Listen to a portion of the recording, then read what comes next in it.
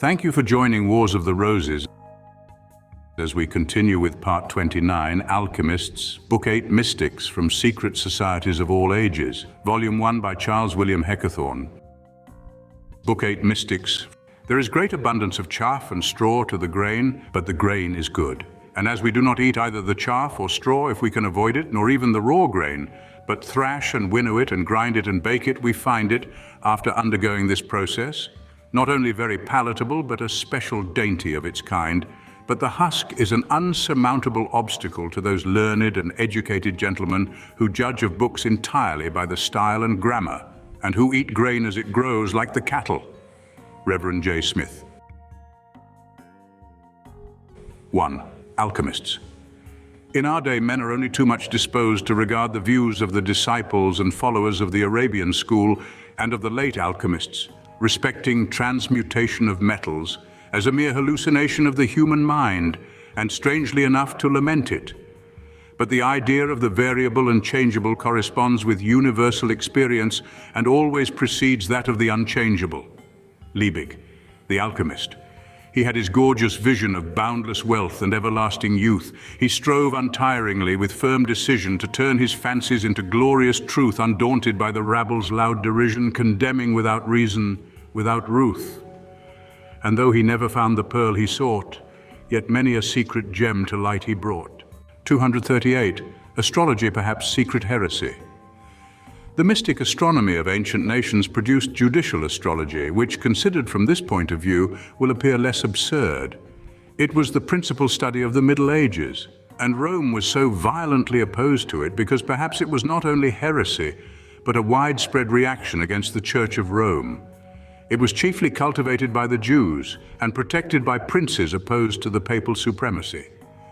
The Church was not satisfied with burning the books, but burned the writers, and the poor astrologers who spent their lives in the contemplation of the heavens mostly perished at the stake. 239. Process by which astrology degenerated.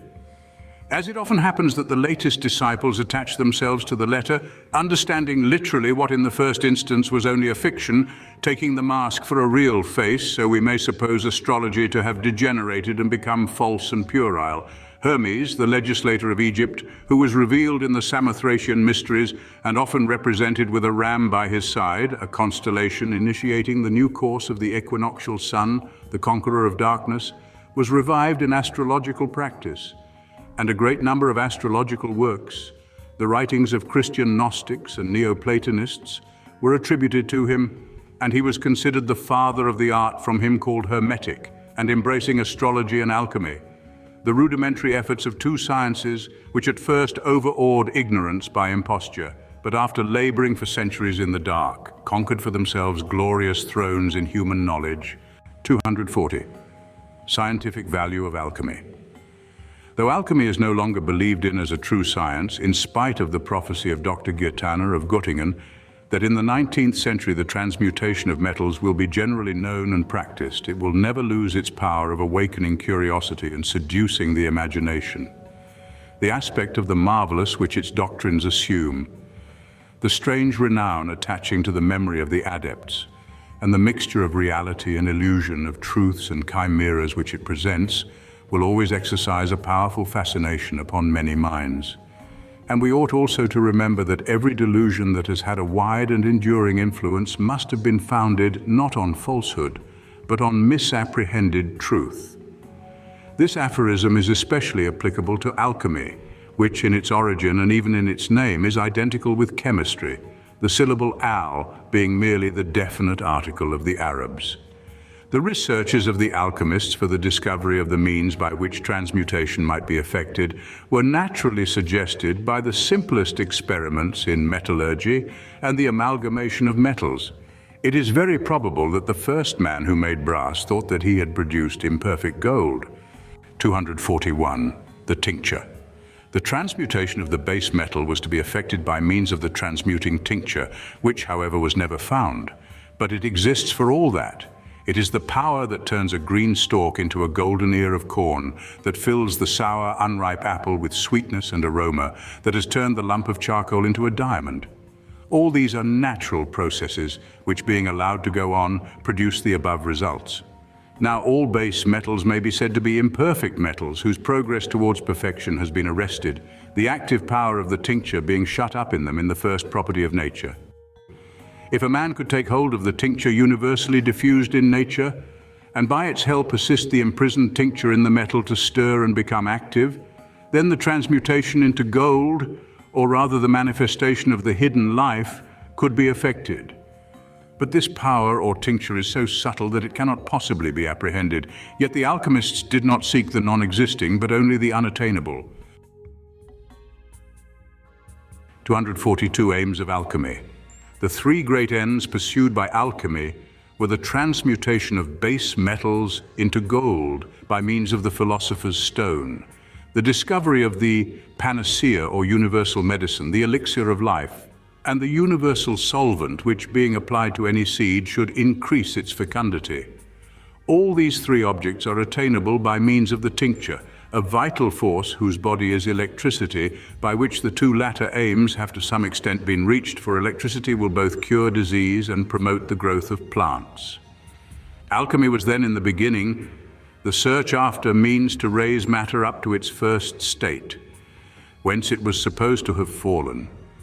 Gold was considered as to matter what the ether of the eighth heaven was as to souls, and the seven metals, each called by the name of one of the seven planets, the knowledge of the seven properties really implied being lost. The sun, gold, moon, silver, Saturn, lead, Venus, tin, Mercury, iron, Mars, mixed metal, Jupiter, copper, formed the ascending scale of purification corresponding with the trials of the seven caverns or steps. Alchemy was thus either a bodily initiation or an initiation into the mysteries, a spiritual alchemy. The one formed a veil of the other, wherefore it often happened that in workshops where the vulgar thought the adepts occupied with handicraft operations and nothing sought but the metals of the golden age, in reality no other philosopher's stone was searched for than the cubical stone of the temple of philosophy. In fine, nothing was purified but the passions, men, and not metals, being passed through the crucible. Bohme, the greatest of mystics, has written largely on the perfect analogy between the philosophical work and spiritual regeneration. 243. History of Alchemy. Alchemy flourished in Egypt at a very early age, and Solomon was said to have practiced it. Its golden age began with the conquest of the Arabs in Asia and Africa, about the time of the destruction of the Alexandrian library. The Saracens, credulous and intimate with the fables of talismans and celestial influences, eagerly admitted the wonders of alchemy. In the splendid courts of Al-Mansur and Harun al-Rashid, the professors of the Hermetic art found patronage, disciples, and emolument. Nevertheless, from the above period until the 11th century, the only alchemist of note is the Arabian Geber, whose proper name was Abu Musa Jafar al-Sofi. His attempts to transmute the base metals into gold led him to severed discoveries in chemistry and medicine. He was also a famous astronomer, but sic transit gloria mundi, he has descended to our times as the founder of that jargon known by the name of gibberish. The Crusaders brought the art to Europe, and about the 13th century, Albertus Magnus, Roger Bacon, and Raymond Lully appeared as its revivers. Edward III engaged John Larousse and Master William de Dalby, alchemists, to make experiments before him, and Henry VI of England encouraged lords, nobles, doctors, professors, and priests to pursue the search after the philosopher's stone, especially the priests who, says the king ironically, having the power to convert bread and wine into the body and blood of Christ, may well convert an impure into a perfect metal. The next man of note that pretended to the possession of the lapis philosophorum was Paracelsus, whose proper name was Philip Aureolus Theophrastus Paracelsus Bombastus of Hohenheim, and whom his followers called Prince of Physicians, Philosopher of Fire, the Trismegistus of Switzerland, reformer of alchemistical philosophy, nature's faithful secretary, master of the elixir of life and philosopher's stone, great monarch of chemical secrets. He introduced the term Alkahest, probably a corruption of the German words Allgeist, all spirit, to express the universal solvent. The Rosicrucians, of whom Dr. Dee was the herald, next laid claim to alchemistical secrets and were in fact the descendants of the alchemists. And it is for this reason chiefly that these latter have been introduced into this work, though they cannot strictly be said to have formed a secret society. 244.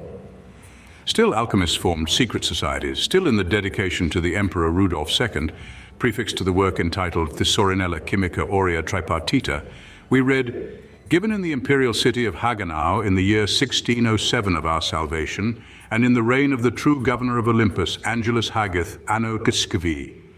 The author calls himself Benedictus Figulus. The dedication further mentions a Count Bernhard, evidently one of the heads of the order, as having been introduced to a society of alchemists numbering 14 or 15 members in Italy. Further, Paracelsus is named as the monarcha of this order, that is, the monarch, a local head, subject to the governor of Olympus, the chief of the Italian society. The author also, beside the usual chronology, gives a separate sectarian date. If we deduct 197 from 1607, we obtain the date 1410 as that of the foundation of the society. Findus says it was merged in the Rosicrucian order about the year 1607. Whether it was the same as that mentioned by Raymond Lully in his Theatrum Chemicum, whose chief was called Rex Physicorum and which existed before 1400, is uncertain. 245. Decay of alchemy. Alchemy lost all credit in this country by the failure and consequent suicide of Dr. James Price, a member of the Royal Society, to produce gold according to promise, the experiments to be performed in the presence of the Society. This occurred in 1783. But in 1796, rumors spread throughout Germany of the existence of a great union of adepts under the name of the Hermetic Society, which, however, consisted really of two members only, the well-known Karl Arnold Kortum, the author of the Josiade, and one Barons, though there were many honorary members. The public, seeing no results, though the society promised much, at last took no further notice of the Hermetics, and the wars, which soon after devastated Europe, caused alchemy to be forgotten. Though up to the year 1812, the higher society of Karlsruhe amused itself in secret cliques with playing at the transmutation of metals. The last of the English alchemists seems to have been a gentleman of the name of Kellerman, who as lately as 1828 was living at Lilly, a village between Luton and Hitchin. There are no doubt at the present moment men engaged in the search after the philosopher's stone. We patiently wait for their discoveries. 246. Specimen of alchemistic language. After Paracelsus, the alchemists divided into two classes, those that pursued useful studies and those that took up the visionary fantastical side of alchemy, writing books of mystical trash, which they fathered on Hermes, Aristotle, Albertus Magnus, and others. Their language is now unintelligible. One brief specimen may suffice. The power of transmutation, Eeld the Green Lion, was to be obtained in the following manner. In the green lion's bed the sun and moon are born. They are married and beget a king. The king feeds on the lion's blood, which is the king's father and mother, who are at the same time his brother and sister. I fear I betray the secret which I promised my master to conceal in dark speech from everyone who does not know how to rule the philosopher's fire. Our ancestors must have had a great talent for finding out enigmas if they were able to elicit a meaning from these mysterious directions. Still, the language was understood by the adepts and was only intended for them. Many statements of mathematical formulae must always appear pure gibberish to the uninitiated into the higher science of numbers. Still, these statements enunciate truths well understood by the mathematician. Thus, to give but one instance, when Hermes Trismegistus, in one of the treatises attributed to him, directs the adept to catch the flying bird and to drown it so that it fly no more, the fixation of quicksilver by a combination with gold is meant. 247. Personal fate of the alchemists. The alchemists, though chemistry is greatly indebted to them, and in their researches they stumbled on many a valuable discovery, as a rule led but sad and checkered lives, and most of them died in the utmost poverty, if no worse fate befell them. Thus, one of the most famous alchemists, Bragadino, who lived in the last quarter of the 16th century, who obtained large sums of money for his pretended secret from the Emperor of Germany, the Doge of Venice, and other potentates, who boasted that Satan was his slave, two ferocious black dogs that always accompanied him being demons, was at last hanged at Munich, the cheat with which he performed the pretended transmutation having been discovered. The two dogs were shot under the gallows, but even the honest alchemists were doomed. to lose good days that might be better spent, to waste long nights in pensive discontent, to speed today, to be put back tomorrow, to feed on hope, to pine with fear and sorrow, to fret their souls with crosses and with cares, to eat their hearts through comfortless despairs, unhappy wights born to disastrous end that do their lives in tedious tendance spend.